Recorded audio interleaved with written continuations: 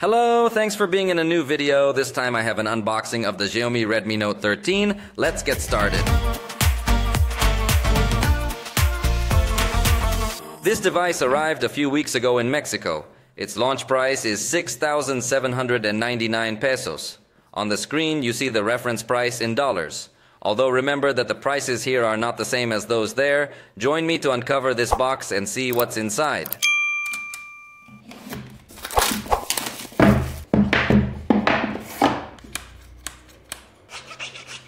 And as you can see, first we have this box that's going to hold the case for sure, but before that we also have this tool to remove the SIM card tray.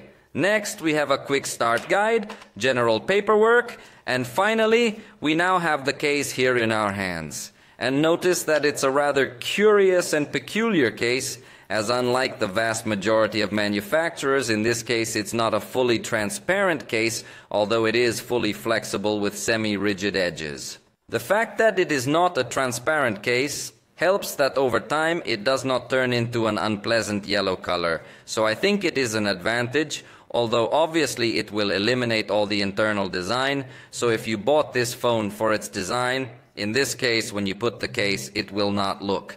Next we meet the phone. Let's first take a look at what the manufacturer highlights on the packaging itself. For starters, we will have triple 108 megapixel camera, although this statement is misleading because they are not three 108 megapixel cameras, but the main one is 108 megapixels and is accompanied by two others. Then we find an AMOLED Full HD Plus display of 120 Hz. Then it says it has ultra-thin bezels, then fingerprint reader inside the screen. It highlights that it has a Snapdragon processor, although they do not clarify which model it is. And finally, fast charging of 33 watts with a 5000 milliamp battery. Let's then take it out of this packaging. And here it is. We're going to turn it on while we see what else is in the box.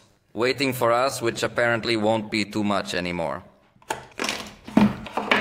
As you notice, it's the 33-watt charger with USB-A port on this side and the cable from USB-A to USB-C. It's curious that it does have the orange highlights, even though it's not an exaggeratedly fast charge. But remember to use both the charger and the original cable if you want the best charging experience. So that's what comes in the box. From this side, it looks like it comes with more stuff, but it doesn't really have anything else in it anymore. So that's all the contents of the box. Let me finish setting up this device and I'll get back with you to look at its specs. I've already got the device configured, so let me walk you through its specs real quick. It has a weight of 188.5 grams and a thickness of 7.6 millimeters. So it's a considerably thin device and it's also light enough to have a comfortable grip. You're definitely going to have a good experience there. The screen has a diagonal of 6.67 inches. You know, that's pretty much a must-have. Every Xiaomi has this diagonal pretty much. The resolution is Full HD Plus and offers us 120 Hz in its refresh rate. Although curiously in this case it came configured with 60 Hz, that's why it felt a little slower. But it will definitely be a screen that will give us a smooth experience. It also comes protected with Gorilla Glass 5, so it will also offer a good level of resistance. It also has stereo sound integrating two speakers. It brings fingerprint reader inside the screen. So those two features make the device can level up the user experience. It is a very positive thing to find stereo sound, and this reader gives it a more modern touch as well. Although I personally feel that the readers that are off the screen are a bit faster. But it's definitely more modern to have the reader inside the screen. The front camera is 16 megapixels with f2.4 aperture. You know, just like the 6.67-inch diagonal. The 16 megapixel front camera is also a must on all Xiaomi devices. As always here I have a preview before taking the picture. It still looks with too much overexposure in the background, but after taking the picture notice that it comes with a better balance. I think the selfies come out considerably well. I like the level of detail achieved, especially taking into account that other Xiaomi devices have cameras of the same resolution. But then when you get up close you realize that it doesn't show off as much level of detail. I think the selfies don't disappoint me. What I'm starting to get a bit desperate about is seeing this LED flicker across the camera. Although in real life this flicker is invisible, it's not noticeable. On the back you have the 108 megapixel main camera with f1.75 aperture and 3x zoom inside the sensor, then the 8 megapixel ultra-wide camera with f2.2 aperture, and finally the 2 megapixel macro camera with f2.4 aperture. A very traditional aspect of the mid-range. Fortunately, it does integrate the ultra-wide camera that other devices do not. So let's take a look at some example pictures. This is the ultra-wide camera. I think it has good width. Although the color, I feel like it's a little bit pale. And it doesn't look like such a high quality photograph, but it does give you very good space. Here I have the picture with 1x, I mean with the main camera. And it looks considerably better, although again it seems to me that the color is not the most accurate we've seen. But in the review we will do a more detailed analysis. Next I have the picture with zoom 2x, where it still maintains good quality, then with 3x. Which still maintains optical quality.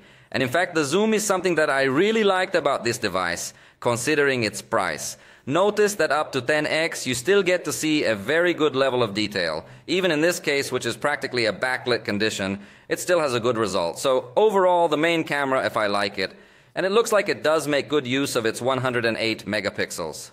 But in fact, thanks to the fact that you can do 3x zoom while maintaining optical quality, you can get this kind of macro shots with a very good level of detail, unlike the result that can give us the 2 megapixel macro camera, which has a very poor illumination, a very pale color. So definitely the macro camera, I would despise it, and I would consider that this cell phone has 2 cameras, nothing more.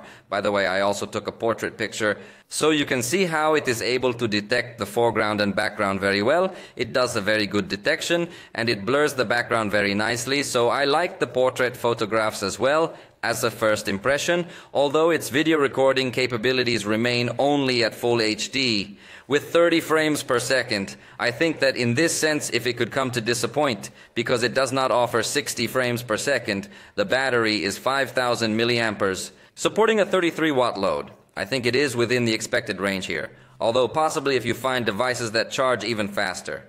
It has infrared, so it works as a universal remote control. You know, that's through the My Remote app. I can't find it installed though. Seems to me that should be here. Obviously you're going to configure the brand of your device and the type of device it is, but easily this cell phone can function as a remote control, and I like that a lot. It's also IP54 certified, so it's splash resistant, but it can't be submerged. Although for the price range, I think we cannot get so demanding, and I think it comes to fulfill well. The storage is 256 gigabytes, and this is excellent news. We have a lot of space, although the system is using a little bit more than 30 gigabytes. But you know, Xiaomi usually has a system loaded with various options and features, but you definitely still have lots and lots of free space. In this configuration, obviously the storage may vary in other regions as well, and it comes with 8 gigabytes of RAM plus 4 virtual. I think also the RAM is a very positive point, although in the video review we will test if it really works as it should. And finally, the processor is the Snapdragon 685, a processor that is not too powerful, but at least it is no longer as old as the Snapdragon 680, which still integrate other manufacturers in this same price range. Let's run a test, and we come back to see more or less what is the score it manages to get in this benchmark. And that's it. We already have the results. 453 points on a single core, and 1,451 points on a multi-core, confirming that it's a simple processor. Don't expect maximum power from it, but for a good percentage of users it will be more than enough power for running simple applications and games. Obviously in the review we will do a much more intense test with multiple applications, multiple games, video editing and more. So I hope you liked this video. If you did, you know you can let me know. See you next time.